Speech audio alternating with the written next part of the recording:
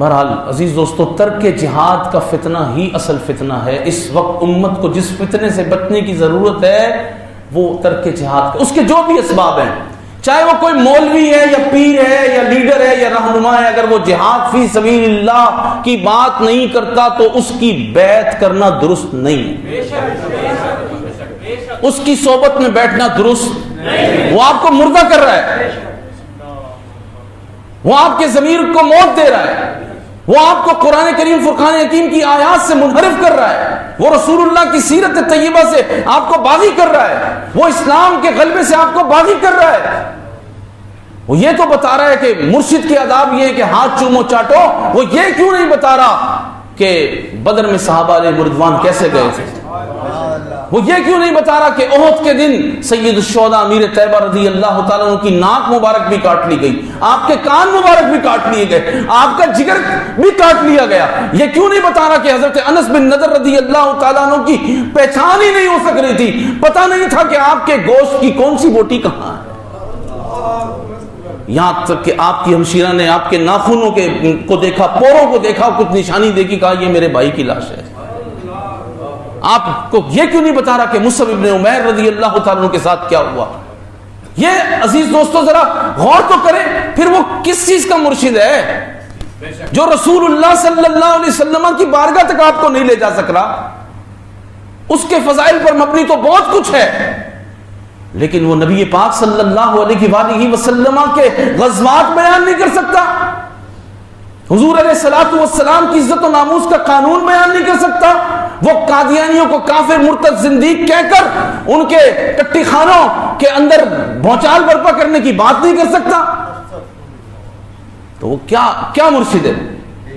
وہ کیا رہنما ہے؟ کیا لیڈر ہے؟ کیا وہ آپ کے باطن کی اور ظاہر کی اصلاح کرے گا؟ باطن اور ظاہر کی اصلاح تو رسول اللہ نے کی ہے نا۔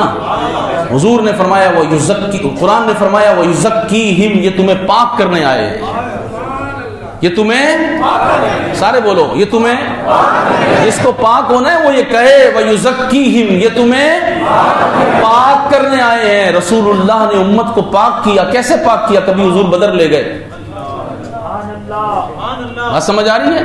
باطن کو پاک کیا، ظاہر کو پاک کیا، کبھی حضور بدر لے گئے، کبھی احد لے گئے، کبھی حنین لے گئے، کبھی تبوک لے گئے، کبھی بنی مستلق لے گئے، کبھی بنی نذیر لے گئے، کبھی بنی قریظہ لے گئے، کبھی قینقاع لے گئے، کبھی خیبر لے گئے۔ کون یاد کرائے گا بچوں کو یہ نام؟ کس کس کے گھر میں بیٹا اور بیٹی ہے؟ پوچھ رہا ہوں آپ سے، ہاتھ کھڑا کرو نا بھائی، میں کوئی آپ سے اور کچھ نہیں کرا رہا۔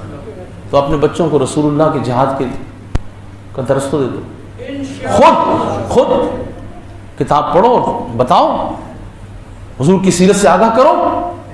اگر آپ نے یہ نہیں کیا، آپ اپنی اولاد کے مجرم ہیں، وہ قیامت کے دن آپ کو پکڑ لے گی اس بات پر کہ آپ نے ہمیں دین کیوں نہیں سکھایا تھا، آپ نے ہمیں ایسا ماحول کیوں نہیں دیا، آپ نے پیٹ تو ہمارا بڑے اچھے روٹی سے بھرا، بڑا کچھ کھلایا، بڑا کچھ پہنایا، بڑی لگژری لائف آپ نے ہمیں دی، لیکن رسول اللہ کا دین اگر آپ ہمیں پڑھا دیتے تو آج ہم شرمندہ نہ ہوتے رب کے حضور۔ تو میں بات اس پر ختم کرتا ہوں کہ اگر اس دور میں امت مسلمہ فلسطین کا مسئلہ حل کرنا چاہتی ہے تو ترک جہاد کے فتنے کے خلاف مقابلہ کرنا ہوگا۔